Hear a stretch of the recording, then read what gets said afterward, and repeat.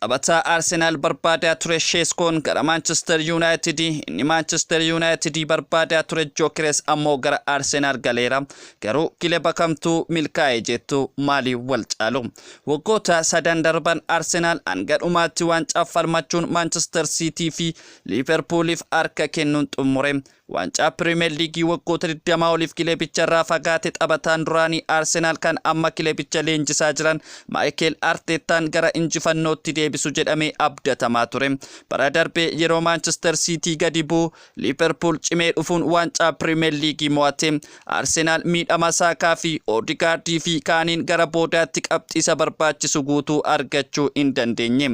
Artetaan taphataa sarara duraa cimaa galchii 20 fi isaa ol lakkoomsisuuf tokko akka isa barbaachisu xiinxaltoonni kaasaa turani. Bara darbee eegaluun barbaadaa kan ture Sheeskoo yeroo jijjiirraa gannaa kanatti mallatteessisuu fi akka malee barbaadaa ture. Amma kan mallatteessise Gyökeresidha.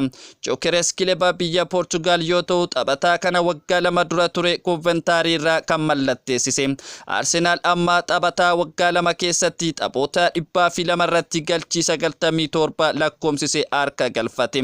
Taphataa kana Manchester United baay'ee barbaadaa ture. Gyökeres garuu Arsenal malee du'een argama jedhe. Mindaa isaarraa gara Euro miliyoonii 2 kan ta'u Sportingiif dhiisuun akka waliigaltichi xumuramu godhe. Gyökeresii fi abbaan isaa waliigaltichi dafee xumuramuu didee jennaan hanga imimmaan buusanii bo'utti ga'aniiru.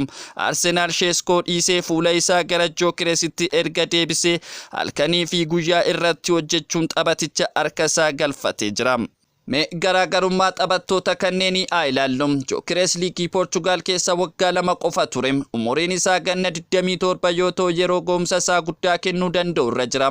Taphataan kun maashinii goolii oomishu jechuun hin danda'amam yoo akka Sporting Lisbaanitti itti fufe. Bara dorgommii xumurame kilaba isaa shaampiyoonaa yeroo taasisee taphoota 33 irratti galchii 39 lakkoomsise. Leenjisaan kanarra isa ga'e kan amma Manchester United leenjisaa jirudha. Falaasamni tapha Artetaa akkuma kan leenjisaa isaa kan isaaf mijatu yoo ta'e galchii hedduu lakkoomsisuu danda'a. Garuu kun Premier Leagueedha. Akka liigii Portugal galchii lakkoomsisuu salphachuu dhiisuu mala. Gyökeres bara darbee dachaa 3 galchii Sheeskoo lakkoomsiseetiin kan kilaba isaaf lakkoomsise. Kana jechuun Sheeskoon bara dorgommii darbee galchii Bundesliga 13 lakkoomsise jechuudha. Sheeskoon umuriin isaa ganna 22 abdii booriiti. Garuu dandeettii akkamii akka qabu Bundesligaas ta'e biyya isaaf yeroo taphatu argameera. Kilabni isaa bara dorgommii darbee torbeeffaan waan xumureef goomsi Sheeskoo isaa waliin gad bu'eera. Garuu kanaan taphataa kana addatti madaanuun ulfaataadha. Akka gareetti waan gadi bu'aniif yaalii gara galchiitti taasisee Bundesliga keessaa 16ffaarraa isa kaa'a. Gyökeres yoo xiqqaate daqiiqaa 20 keessatti al takkaa gara galchiitti kubbaa tokko yaalam. Sheeskoon daqiiqaa 35 keessatti al tokko yaalam. Kubbaa qilleensarraa galchiitti jijjiiruufis ta'e garee isaaf dabarsuudhaan Sheeskoon Gyökeres irra caalmaa qaba. Keessumaa immoo bara 2023 keessa goomsa guddaa agarsiiseera. Saffisa qabuun ammoo Bundesliga keessatti warreen jalqabaa irratti argaman keessaa tokkodha. Kubbaa naannoo galchiitti argate qofa osoo hin taane fakkeenya irraa rukkutee lakkoomsisuunis taphataan kun ga'umsa addaa qaba.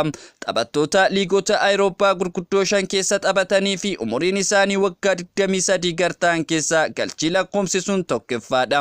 Bellingham kan amma Real Madridiif taphatuun ammoo galchii tokkoon caala.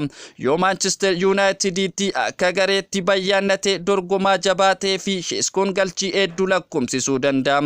United taphatichaa fi lakkoomsa 9 irra akka taphatuuf mallatteessisee jira. Arsenal Gyökeres qofa osoo hin taane Chelsea irraas mallatteessiseera. Odegaard fi Saakaa fayyadamee Gyökeres carraa galchii hedduu Arsenaliif lakkoomsisuu qabu guddaadha. Garuu muuxannoo Premier League guddaan qabu. Championship keessatti Coventry fi taphateera. Brighton yeroo ture ammoo carraan gahaa hin arganne. Bira qabaan yoo ilaalamuun Bundesligaan Premier Diviziyoona Portugal caalaa cimaadha. Arsenal Sheeskoon kilaba keenya galuu fi kilabni isaa akka gatii hir'isuuf dhiibbaa hin goone jechuun dafee fuula isaa Gyökeresitti naanneffate.